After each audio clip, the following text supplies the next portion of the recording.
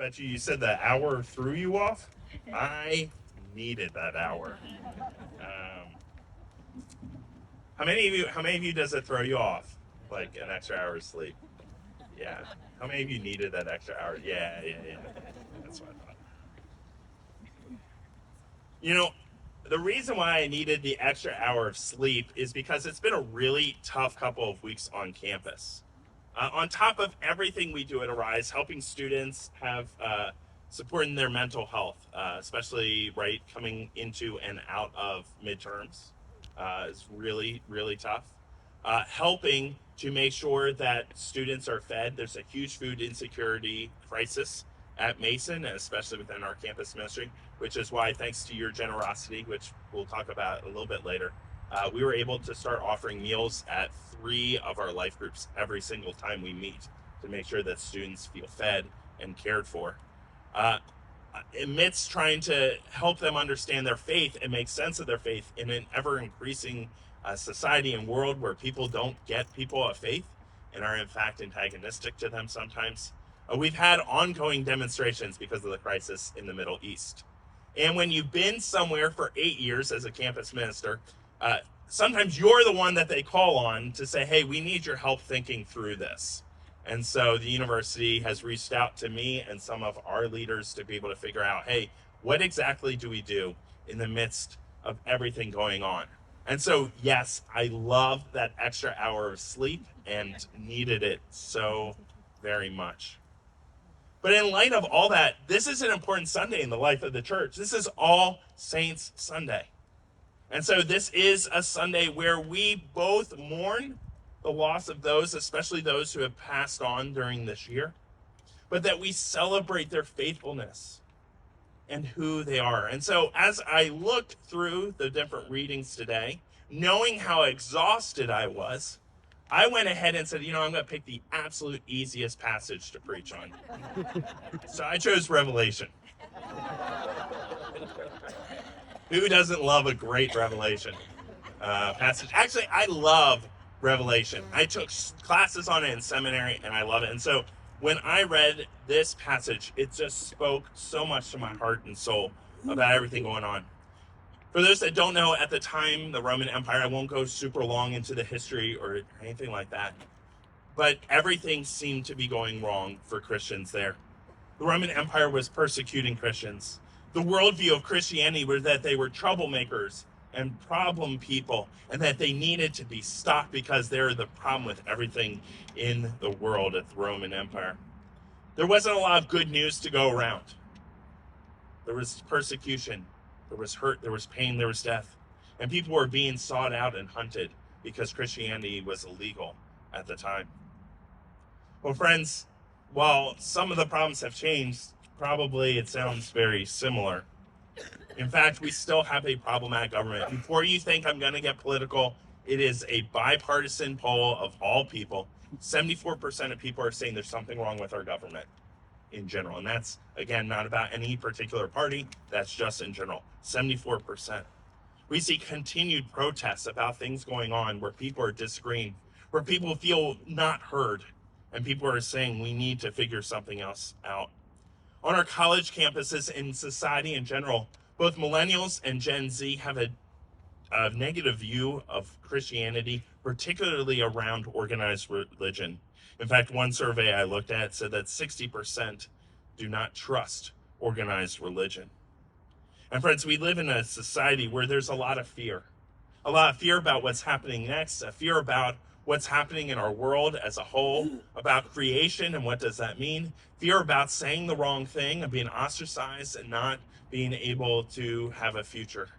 And so fear, well, we won't go to jail like in the times of the Roman Empire. There does seem to be this sense that if I'm found out or if I have an opinion that may not agree with everyone else, that I might have something bad happen to me. The thing about Revelation isn't so much a thing that happens in the future, something we have to be scared of and look at, but it's a reminder to us about what happens and what's important when everything else in the world seems to be going wrong. It was coded language, because you can't just come out and say in the midst of the Roman Empire that the Roman emperor is really bad and we should not listen. That's how you get arrested, and that much worse things happen to you.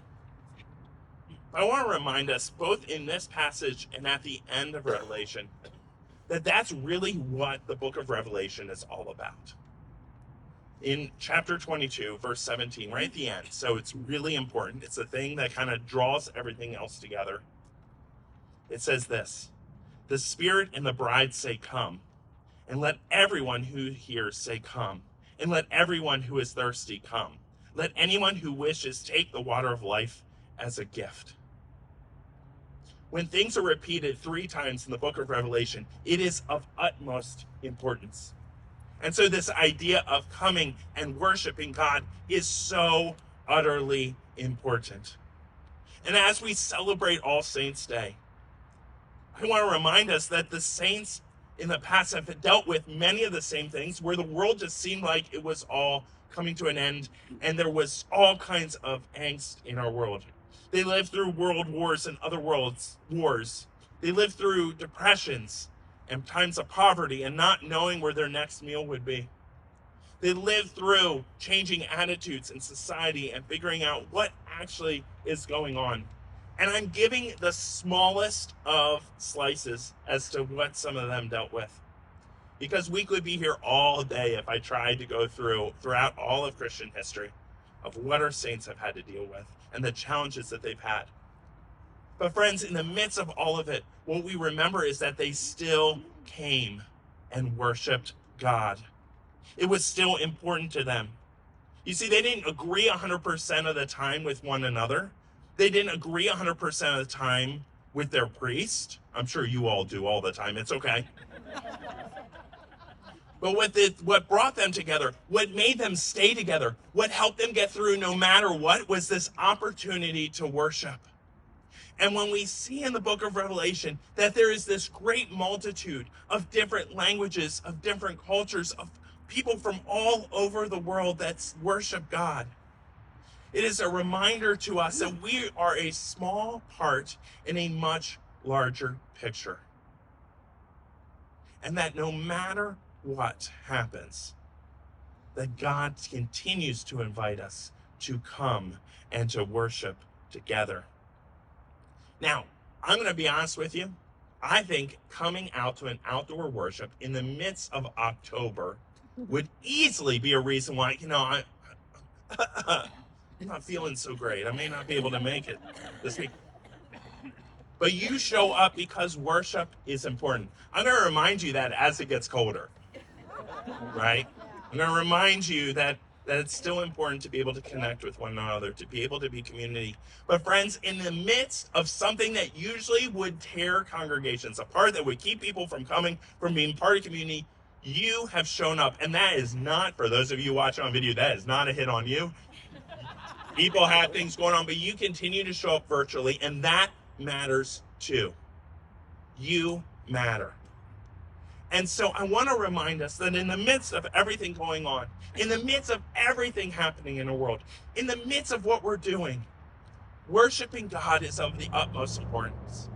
And in a couple of minutes, when we read the names, when we remember those who have come before us, when we think about those who have been instrumental in us having a faith in Jesus Christ, not because we agreed with everything they did, but because the way they lived, the way they persevered, the way they cared for us and loved us, helped us to know the real love of Jesus Christ.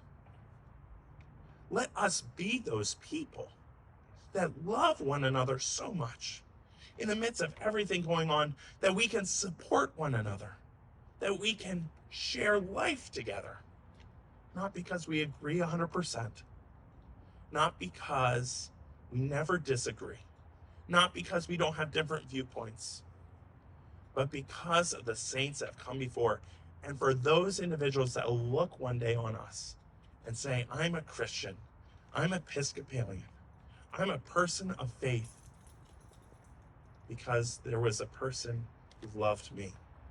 May we be those people and a different beacon of light and hope, inviting the world to come, even in our most challenging times. Amen.